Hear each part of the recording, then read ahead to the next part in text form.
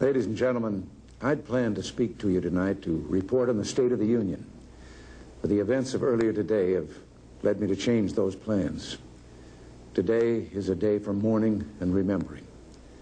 Nancy and I are pained to the core by the tragedy of the Shuttle Challenger. We know we share this pain with all of the people of our country. This is truly a national loss.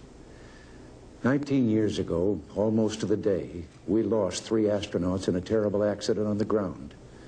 But we've never lost an astronaut in flight. We've never had a tragedy like this.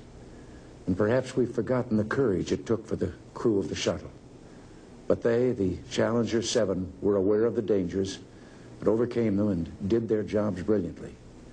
We mourn 7 heroes: Michael Smith, Dick Scobie, Judith Resnick, Ronald McNair, Ellison Onizuka, Gregory Jarvis, and Krista Mikaloff.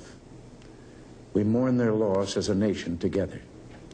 To the families of the 7, we cannot bear, as you do, the full impact of this tragedy. But we feel the loss, and we're thinking about you so very much. Your loved ones were daring and brave, and they had that special grace, that special spirit that says, "Give me a challenge, and I'll meet it with joy." They had a hunger to explore the universe and discover its truths. They wished to serve, and they did. They served all of us. We've grown used to wonders in this century. It's hard to dazzle us.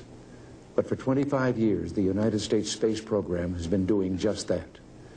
We've grown used to the idea of space, and perhaps we forget that we've only just begun. We're still pioneers. They, the members of the Challenger crew, were pioneers.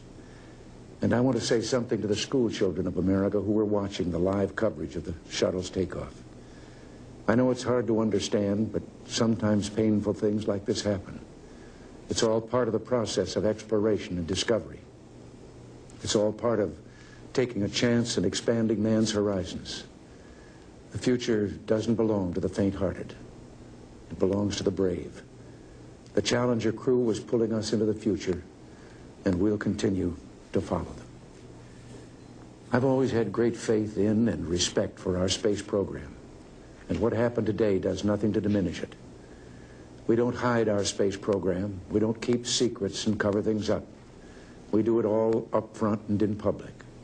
That's the way freedom is, and we wouldn't change it for a minute. We'll continue our quest in space. There will be more shuttle flights and more shuttle crews, and yes, more volunteers, more civilians, more teachers in space. Nothing ends here. Our hopes and our journeys continue.